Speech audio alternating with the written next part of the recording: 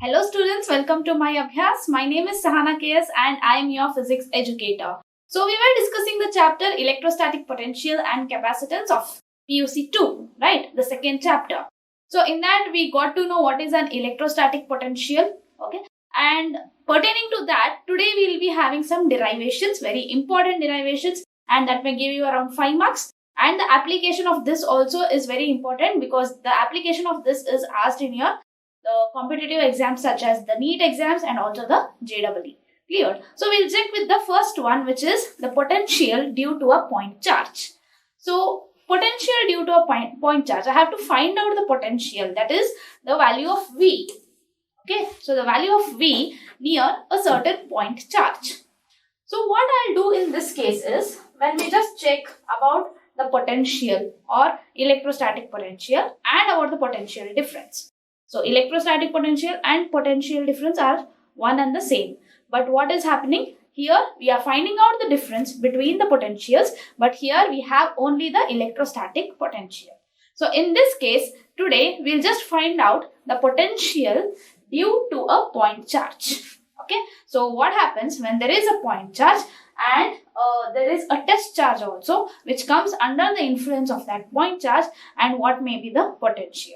So see, here you can consider there are two charges, that is plus Q and plus Q naught. So this plus Q is nothing but it is my point charge which I have to be considered, and this is plus Q naught. So for simplicity's sake, what I'll do is, instead of taking plus Q, I'll just take it as plus capital Q. Clear? So this is plus Q and this is plus Q, small q. Okay. So here in the next case, this charge, okay, this charge would be at certain point near infinity. Okay, so the infinity point, whatever is there, the point charge would be there. So what is the definition of electrostatic potential? It is nothing but the work done in bringing a charge from infinity against the electric field, right? So at infinity, what I can say is the potential V will be 0. So this we will be proving it soon. But just assume that the potential at infinity is 0. So now from that infinity point, I have to bring the charge. So where I have to bring the charge near point P. Clear? So here the point P is there, so I have to bring the charge. So in the first case, what I'll do? I'll just bring the charge till point A. Okay, so certain work is done. Then from point A to point B, I'll bring the charge again. Again the certain work is done. So the displacement, that is from here to here, the charge which I have moved from A to B, okay, so that displacement I take it as dx, that is the small displacement. Okay, then I'll just bring it towards P. So once I bring it towards P, what is happening here is the influence of this electric field is getting affected here. Okay, so the electric field of plus Q charge is getting affected. That is the force. The electric force is being applied from this charge, right? Because it is a positive charge, the electric lines of force are outward. So what is happening? Plus Q, it is giving the outward force. You can say repulsive force also, right? So now I have to find out the potential at the point P. Okay, that is because of the point charge plus Q. Okay, so first thing what you will come across when there are two charges. So we have learned it in the first chapter that whenever the two charges are involved, then the force can be found out using the Coulomb's law, right? So now we'll just apply the Coulomb's law in the first case, and after that we'll see the work done. So small amount of work or huge amount of work, and then that work done is nothing but that is the potential. Okay, so because work V is equal to what we have, the formula W divided by Q naught, right? So whether this will be proved or no, we'll just check it. Clear? Moving on to the first step. So first step is nothing but we have to check it with the we have to check with the Coulomb's law first. So what does the Coulomb's law say? The force is equal to what?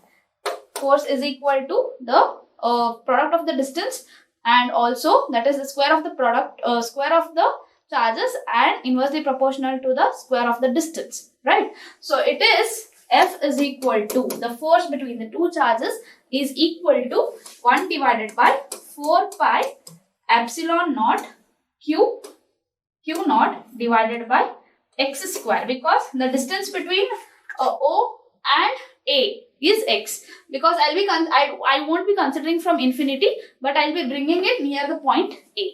Clear? So here you have 1 by 4 pi epsilon naught Q naught divided by x square. So I'll assume that this point charge Q naught is of 1 coulomb.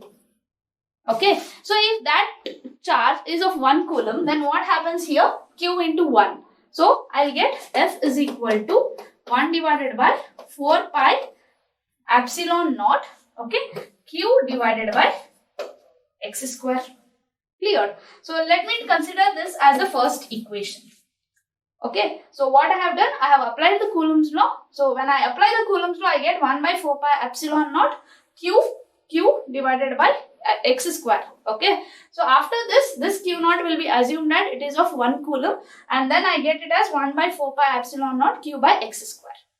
Now, I have said you before that whenever I move a charge from A to B, there is some sort of work done, right? So I am just taking the charge from the point A to the point B through a small distance, right? So as it is through a small distance, then I am doing certain work there. So work also will be small. So we will just check what is the amount of work we will be doing here. Okay. So the work is given by, so the work is given by none other than dW. Okay. We know that the formula of work, W is equal to what? F into ds. Okay, that is force into displacement. Okay, small displacement you can say, because I am doing a small work here, so the small displacement will be involved. Clear? So dW is equal to F into ds, or W is equal to F ds cos theta. Right? So W is equal to F into ds into cos theta. So the same formula I will be applying it here. So dW is equal to F. Okay, here we won't be considering ds, but instead we'll be considering dx, because the distance is x here. Between O and A, the distance is x. So small displacement, right? So dx. Okay, so next, moving on to this thing, we have F into dx cos theta. So moving here, whenever I consider this axial line, or whenever the line is through the, you can say straight, okay, what will be the angle? The angle will be 180 degrees. So instead of F dx cos theta, the value of theta we will be putting, that is F into dx cos minus 180 degrees. Okay, 180 degrees, not minus 1. So it is 180 degrees. So that will be equal to F into dx minus 1, because cos 180 degrees minus 1. Then minus F into dx. Clear? We know the value of F from the first equation. So we'll just put the equation 1 in equation 2. Okay, so what will you get?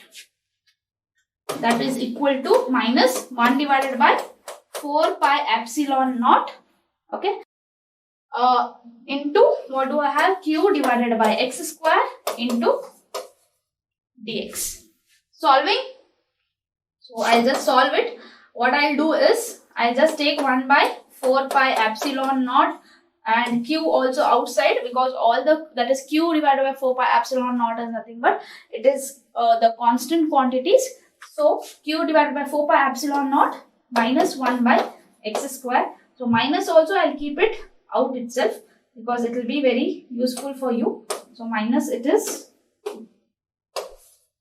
into dx. What is this? That is the work.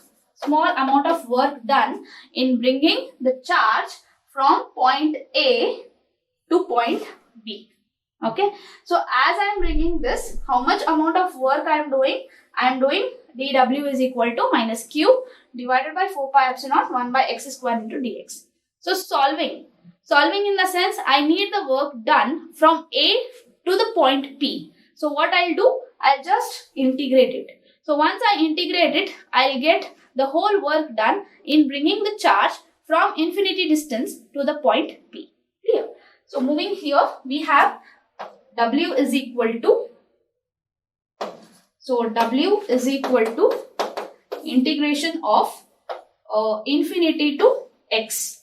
Okay, because we are taking it from infinity distance to the x distance, right? So from here to here I am getting it. So the distance is r, so we'll just take it r instead of x. So here we'll just take r. Clear? Now constant values and the value whatever is there, I'll just put it. Later on we can take it outside. So it is 1 by x square into dx. After this, you have minus q by 4 pi epsilon naught outside. Take the integration sign inside. Integration of infinity to r 1 by x square into dx. So integration of 1 by x square is nothing but what? Minus 1 by x. So you have to just put it now. So minus q divided by 4 pi epsilon naught. Integrating 1 by x square. What do you get? Minus 1 by x. So after integration, 1 by x will be the answer. So this will be from infinity to r. Okay. You can see here, I have got 1 by x square. Integration of that is minus 1 by x. So minus into minus is nothing but it is plus. So if it is plus, then what I'll get? Q by 4 pi epsilon naught, okay, into 1 by x, the whole raised to infinity r. So here, okay. Now putting the limits or applying the limits, what I get? Q divided by 4 pi epsilon naught. First apply the upper limit, that is 1 by r, and then the lower limit 1 by infinity. So finally what I'll get? I'll get the answer as Q divided by 4 pi epsilon naught into 1 by r. So this I can just verify it as Q divided by 4 pi epsilon naught into r, which is the work done in bringing a point charge from the distance of infinity to the particular point. So this is the derivation of, you can say, the potential due to a point charge. Clear? So first what you have to do, first consider the Coulomb's law. So when you consider the Coulomb's law, you can see there are two charges involved. So if the two charges are involved, then you can just apply the force, that is F is equal to 1 by 4 pi epsilon naught Q divided by x square. After that F is equal to 1 divided by 4 pi epsilon naught Q divided by x square, because I assume that the charge which I am bringing is of 1 coulomb. So Q divided by x square. Just take it as the first equation. And in the next case, I have to find out the dW, that is the work done in bringing the charge from infinity to the point A in the first case. So F into dx we have, then F into dx cos theta. After that we take it as F into dx cos of 180 degree, because the angle is 180. Then cos 180 is nothing but it is minus 1. So I'll just substitute it as minus 1. So finally I'll get minus F into dx. So after this, what I have to do is, I just put the value of F in the work. Okay, that is the small work done. So that time I'll get minus 1 divided by 4 pi epsilon naught Q by x square into dx. After this, you have minus Q by 4 pi epsilon naught 1 by x square, where the constants are taken outside. Now integrating both the sides, because I want to know the work done in bringing this charge from infinity to the point P. Okay, so if I have to bring it at P, what will be the work done? Total work done, you can say. That will be equal to W is equal to infinity to R, and that is equal to minus Q 4 pi epsilon naught bracket 1 by x square into dx. So take the constant outside, take the minus sign also outside, and integrate 1 by x square into dx.